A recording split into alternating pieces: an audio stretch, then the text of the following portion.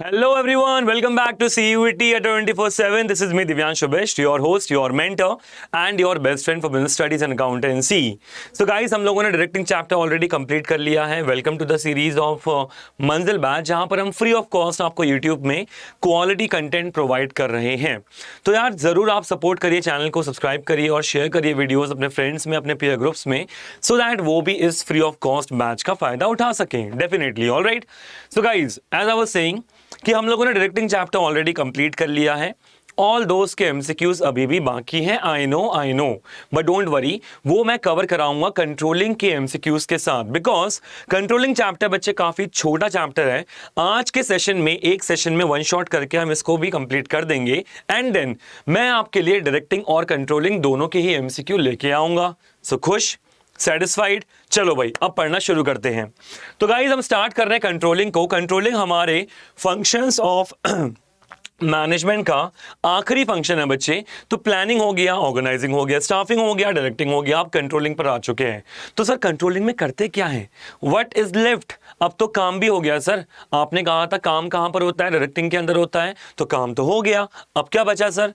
बच्चे अब ये परखना है कि जो हमने प्लान किया था क्या उस मुताबिक काम हुआ है या नहीं, और अगर दोनों में डिफरेंसेस हैं तो वो क्यों हैं, और क्या करें कि आगे जाकर वो डिफरेंसेस ना आ सके. कंट्रोलिंग चैप्टर बस इतना ही है बच्चे.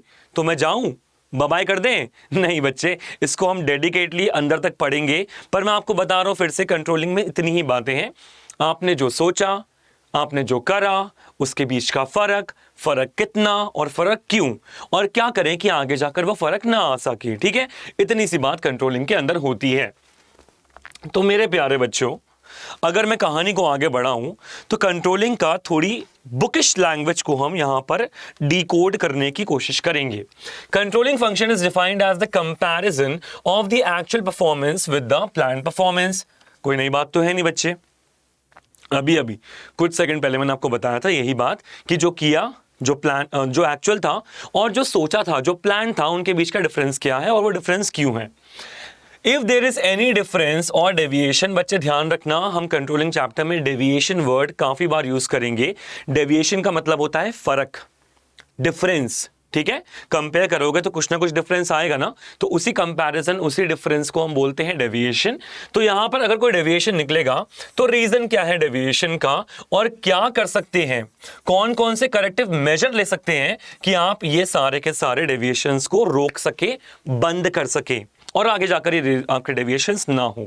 सो controlling is not the last function. बच्चे भूल कभी ये गलती मत करना कि कंट्रोलिंग कोई भी लास्ट फंक्शन ऑफ मैनेजमेंट नहीं होता है. बिल्कुल नहीं होता है controlling last function of management, but it is the function which brings back the management cycle to the planning. बच्चे ये एक सर्कल है, और सर्कल क्या कभी खत्म होता है? आप बता सकते हो सर्कल का स्टार्टिंग पॉइंट क्या है, एंड पॉइंट क्या है? नहीं ना. हमें पर इतना पता है कि हाँ, प्लानिंग से आपका सर्कल ड्रॉ होना शुरू होता है.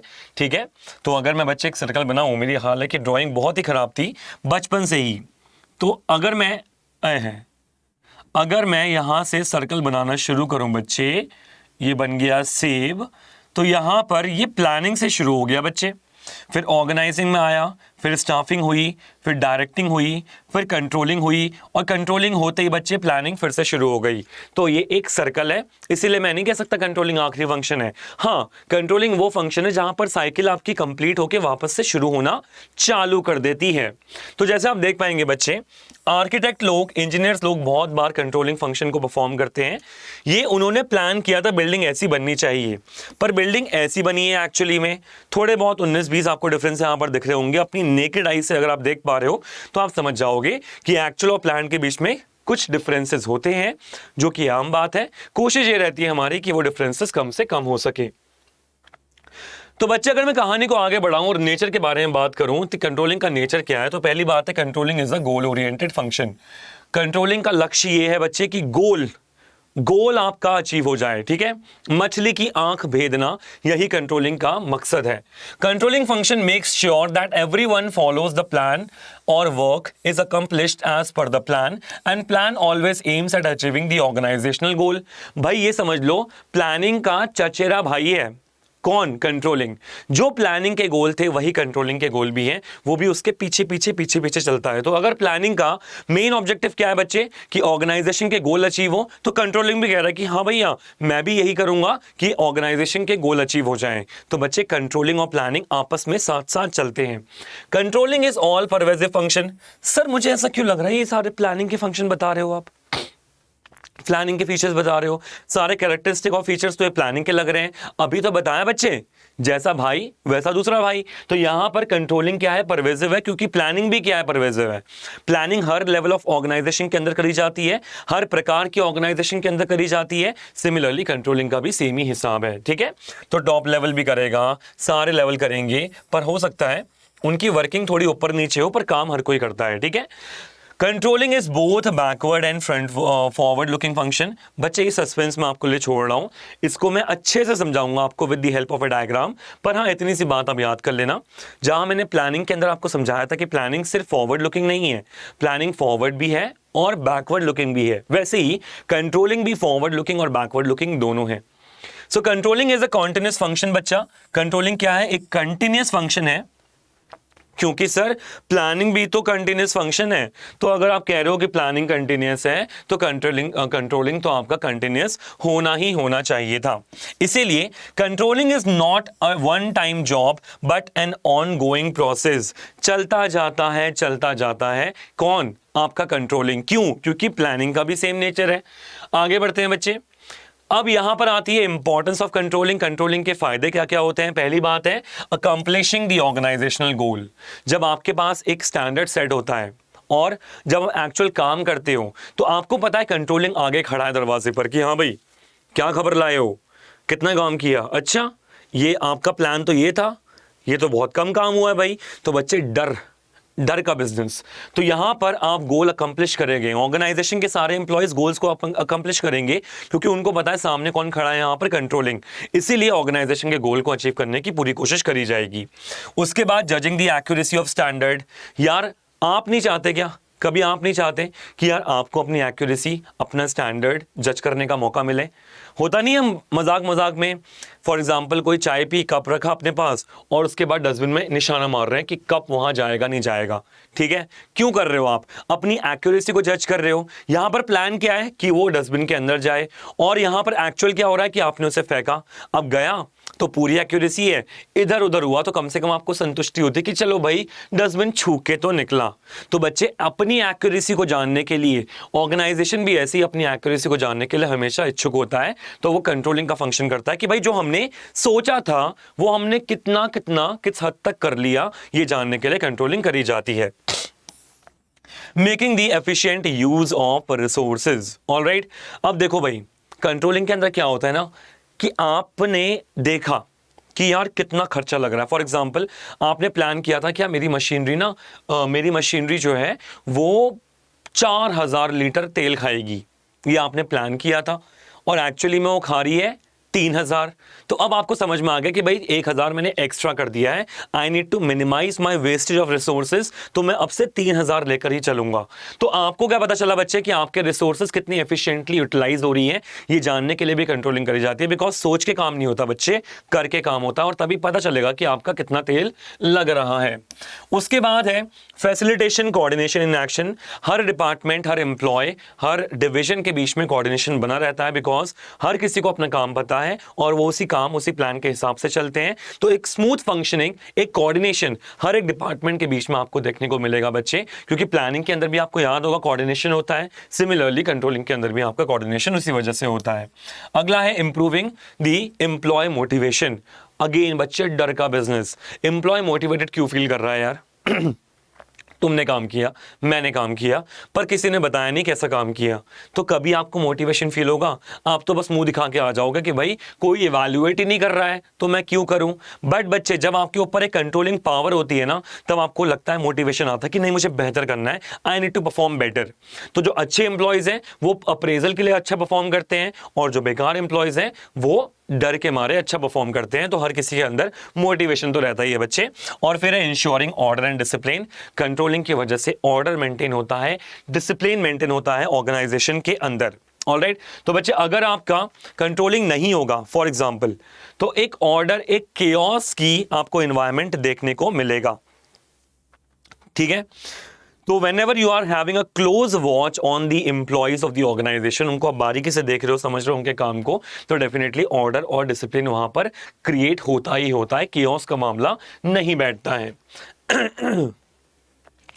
उसी में आते हैं बच्चे हम लिमिटेशन ऑफ कंट्रोलिंग के ऊपर। कंट्रोलिंग के नुकसान क्या क्या हैं? मैं नहीं कह रहा हूं भाई कंट्रोलिंग मत करो, पर कंट्रोलिंग के कुछ नुकसान भी होते हैं। जैसे पहला, कंट्रोलिंग में डिफिकल्ट है सेटिंग अप दी स्टैंडर्ड। लो भाई काला कर देते हैं सर, पीले पे पीला, मेरे को कुछ नहीं दिख रहा। देखो भाई, difficulty in setting quantitative standard. कुछ चीजों में आप क्वांटिटेटिव स्टैंडर्ड को बनाने में असमक्ष रहोगे। I guess I was using the right word, ठीक है। तो बच्चे ध्यान रखना, क्वांटिटेटिव का मतलब होता है किसी को ना एक फिगर दे देना कि मैं चाहता हूं, let's say I was planning to have a production level increment of 200%, तो मैंने 200% मार दिया वहां पर। यह है एक फिगर। पर हर चीज में बच्चे इट्स नॉट पॉसिबल कि आप फिगर दे पाओ। मिस्टर मोहन, हम चाहते हैं कि आप 20% ऑनेस्ट हो। क्या 20% ऑनेस्ट कैसे हो सकता है कोई? 20% पंक्चुअल कैसे हो सकता है कोई? उसकी लॉयल्टी को आप 50% बढ़ा कैसे सकते हो? बच्चे वो तो पॉसिबल ही नहीं है। इसलिए कुछ चीजों में आप क्वांटिटेटिव स्टैंडर्ड सेट नहीं कर सकते जो कि क्वालिटेटिव नेचर के होते हैं। समझ में आ गई बात? ऑनेस्टी, लॉयल्टी, पंक्चुअलिटी, डिसऑनेस्टी, तरह तरह की चीजें होती हैं। इन चीजों को आप क्वांटिटेटिव स्टैंडर्ड सेट नहीं कर सकते, तो ये बड़ा ही भारी नुकसान है। उसके अलावा इसमें कंज्यूमर सेटिस्फैक्शन, ये सारी चीजें भी आ सकती हैं। आप नहीं कह सकते कि आपके कंज्यूमर 50% ज्यादा खुश होने चाहिए, ये नंबर हो ही नहीं सकता बच्चे पॉसिबल। इसीलिए वहां पर सेट करना मुश्किल हो जाता है। Little control on the external factors. भाई आप खुद के घर की चीजें संभाल सकते हो, पर किसी और के घर की चीजें आप नहीं संभाल सकते बच्चे। सिमिलरली यहां पर भी ऑर्गेनाइजेशन एक्सटर्नल फैक्टर्स को कंट्रोल नहीं कर सकता है, ठीक है।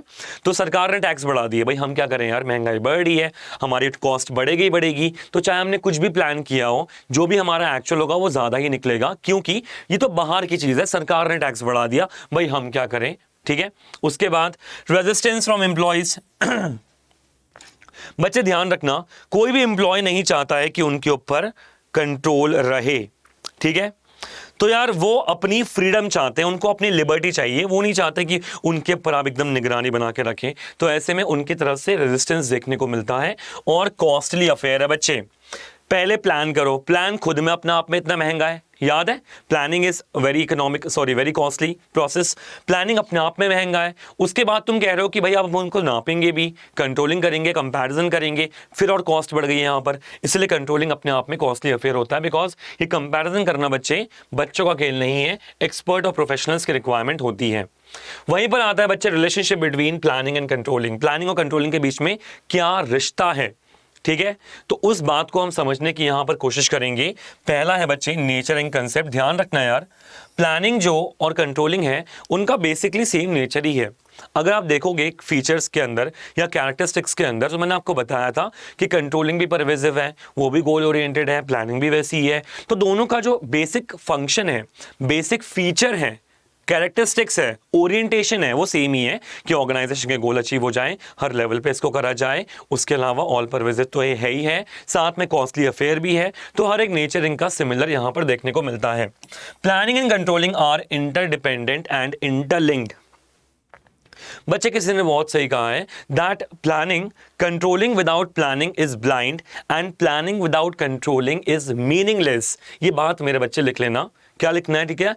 कंट्रोलिंग लिखिए, controlling without planning is blind and planning without controlling is meaningless. क्यों भाई? इसको समझाने के लिए बच्चे मेरे पास आपके पास एक डायग्राम है जहां पर आप ये पॉइंट भी समझ जाओगे और ये पॉइंट भी समझ जाओगे, ठीक है। इस पॉइंट को भी मैं समझा दूंगा। इन तीनों बातों को मैं आपको एक डायग्राम के अंदर समझाने वाला हूं। That is planning is backward as well as forward looking, ठीक है। अब आई विश मेरे पास डॉक्टर स्ट्रेंज की पावर होती और मैं ऐसे करके अपना एक ऑल्टरनेटिव निकालता, क्योंकि मुझे यहां पर दो व्यक्ति चाहिए, एक प्लानिंग और एक कंट्रोलिंग। कोई बात नहीं, दोनों के रोल मैं ही यहां पर निभाने वाला हूं बच्चे। मैं हूं प्लान, ठीक है, मैं हूं प्लान। प्लान आगे देख रहा है, ठीक है। प्लान ने देखा कि यार मुझे फ्यूचर में ऐसा चाहिए, I want to do that, I want to do this, I want to achieve this particular goal, मैं चाहता हूं कि मेरा जो प्रोडक्शन लेवल है वो 500% से इंक्रीज हो जाए, ठीक है। प्लान क्या कर रहा है, आगे देख रहा है, फॉरवर्ड लुकिंग, ठीक है। तो प्लानिंग तो फॉरवर्ड लुकिंग है ही बच्चे, प्लानिंग तो फॉरवर्ड लुकिंग आपका हो ही गया, बिकॉज वो आगे की तरफ देख रहा है। अब मैं आगे पहुंचा, अब मैं कंट्रोलिंग हूं, alright, now I am controlling. Controlling पीछे देखेगा कि यार आपने जो प्लान किया था क्या वो काम ऐसा हुआ नहीं हुआ, तो प्लानिंग पीछे देख रहा है, सॉरी कंट्रोलिंग पीछे देख रहा है कि अच्छा आपने ये प्लान किया था पर मैं तो आज यहां पर खड़ा हूं, कुछ बहुत डेविएशन आ रखे हैं। तो कंट्रोलिंग क्या कर रहा है बच्चे, पीछे देख रहा है, वो हमेशा बैकवर्ड लुकिंग देख रहा है कि क्या प्लान किया था और आज मैं कहां पर खड़ा हूं। तो कंट्रोलिंग क्या हो गया बच्चे, बैकवर्ड लुकिंग हो गया। बट कंट्रोलिंग के बाद फिर से प्लानिंग शुरू होगी ना। हमने क्या पढ़ा था, कंट्रोलिंग एंड नहीं है, कंट्रोलिंग तो एंड की मतलब आई वुड से शुरुआत की एंड है। Sorry, really sorry about that, ठीक है। कंट्रोलिंग एंड नहीं है, कंट्रोलिंग एक्चुअली स्टार्टिंग पॉइंट है प्लानिंग का, ऑलराइट। तो कंट्रोलिंग पे यहां पर मैं खड़ा हूं, ठीक है। अब मैंने पीछे देखा, अब मैं आगे वाले प्लान को बोल रहा हूं, ठीक है। अब मुझे तीसरा व्यक्ति भी चाहिए यहां पर। अब मैं प्लानिंग पे आगे वापस, ओके। ये प्लान है और मेरे पीछे कंट्रोलिंग था, मैं नया प्लान हूं।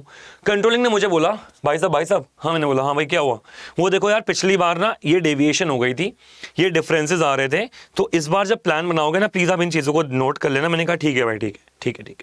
तो प्लानिंग ने पीछे देखा ना, प्लानिंग ने भी एक बार पीछे देखा कि यार जो डेविएशन हुए थे वो वापस से ना हो, इसलिए उसने पीछे देखा एक बार। तो प्लानिंग क्या बन गया अपने आप ही, प्लानिंग भी बन गया बच्चे आपका बैकवर्ड लुकिंग, ठीक है।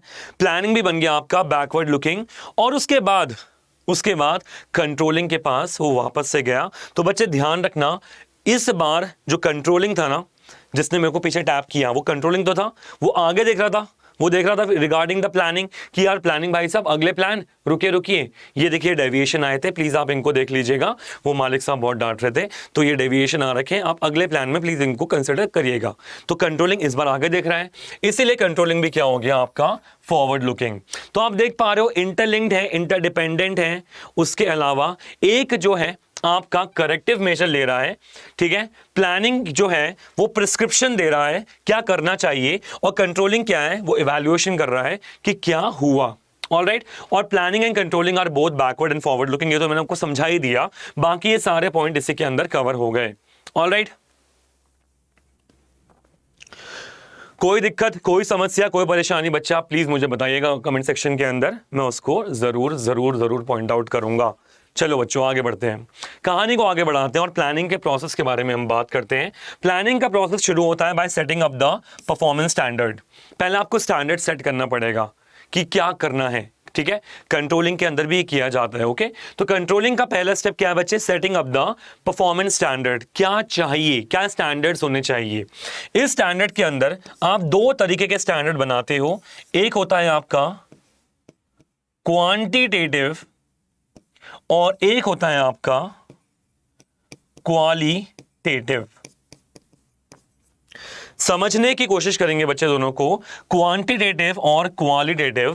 क्वांटिटेटिव का मतलब होता है कि आप फिगर्स में बताइए, आप चाहते हैं बजट में इतना इंक्रीमेंट हो, आप चाहते हैं कि लोगों की सैलरी में इतना इंक्रीमेंट हो, या we are planning a salary of 20% of the budget. तो यहां पर आप फिगर्स दे रहे हो। बट यहां पर क्वालिटेटिव के अंदर you are just telling about we want our consumers to be much happier.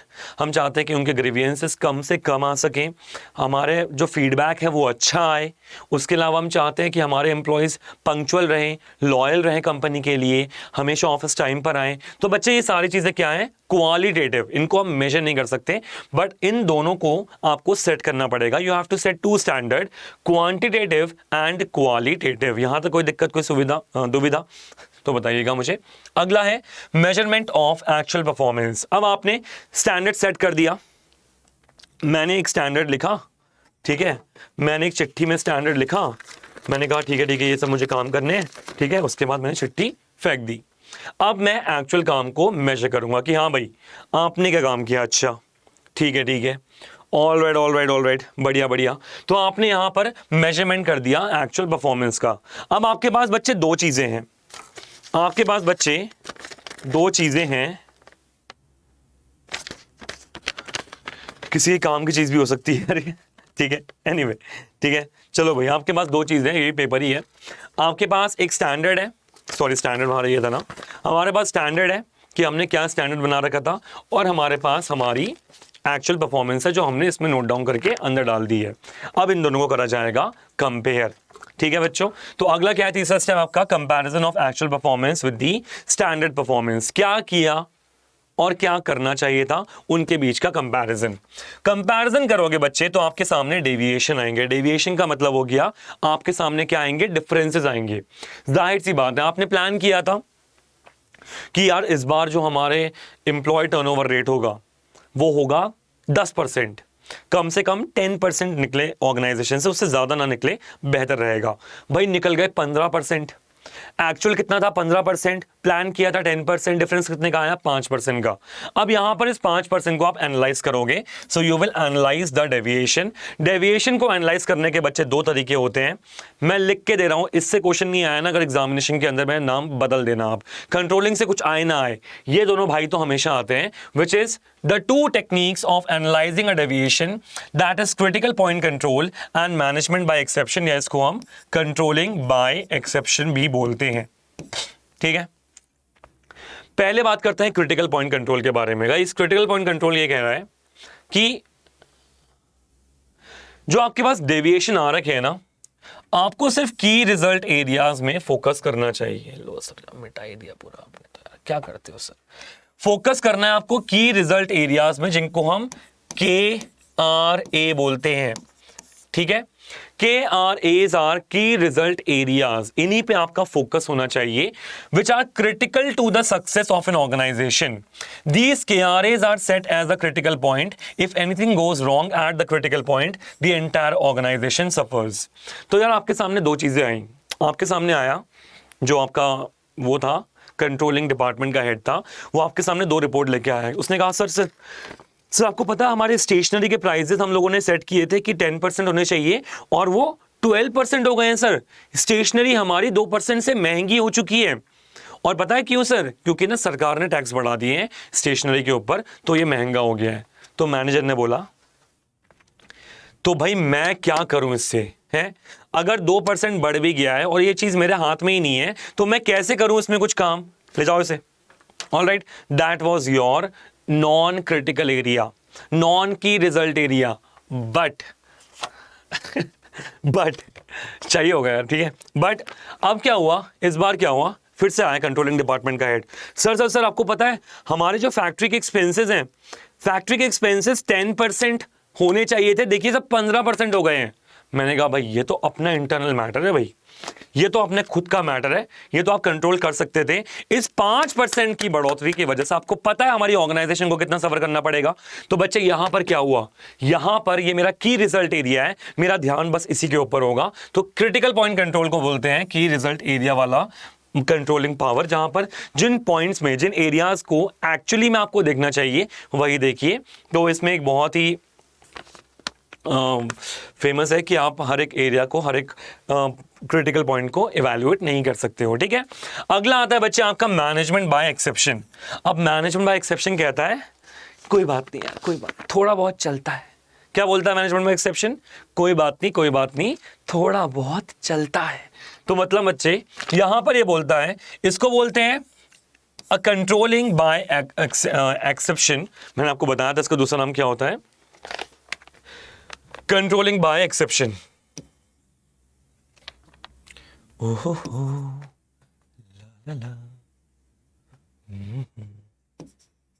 लो यार, CBE। तो बच्चे ये बोलता है ना, ये बोलता है थोड़ा बहुत चलता है। ठीक है, so an attempt to control everything result in controlling nothing. भाई तो हर चीज कंट्रोल करने के मतलब उसमें रहेगा ना पीछे, तो कुछ भी कंट्रोल नहीं कर पाएगा, पूरा मामला छूट जाएगा हाथ से।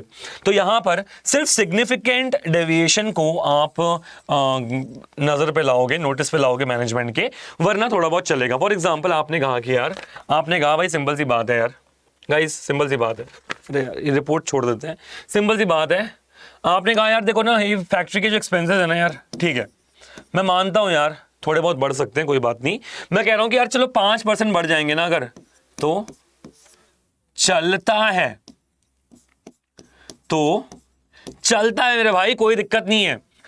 उसने कहा सर वो फैक्ट्री एक्सपेंसेस बढ़ गए। मैं एकदम चिल बैठा, मैंने कहा अरे यार चलता है कोई बात नहीं, चलता है। सर वो फैक्ट्री एक्सपेंसेस सर 8% से बढ़ गए हैं।